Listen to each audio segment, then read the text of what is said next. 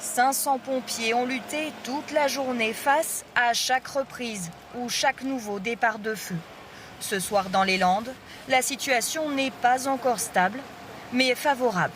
Là, on a une météo stable, avec un vent faible, bien orienté, c'est-à-dire orienté ouest, et des températures clémentes, un taux d'humidité qui fait que le paysage est moins vulnérable à la reprise du feu. Donc il faut vraiment en profiter pour taper au maximum.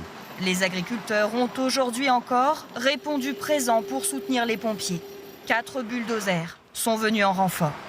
D'un côté, les bulldozers abattent des arbres. Ils tracent des lignes de défense pour stopper la progression des flammes.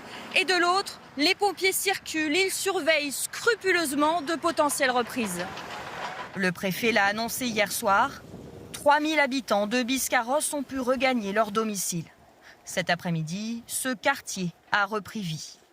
Personnellement, je suis rassuré puisque la maison est entière, alors que là en face c'était affreux.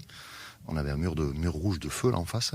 L'essentiel c'est que tout le matériel soit là, nous surtout la vie soit sauvée. Très rapidement, le premier réflexe des habitants a été le même, constater de potentiels dégâts, car ici, une centaine de maisons et de bâtiments ont brûlé.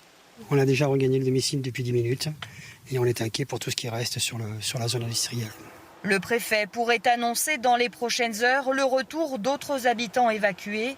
Mais même quand il sera fixé, pour venir à bout de ce feu qui a ravagé 3600 hectares dans les Landes, le travail est loin d'être terminé.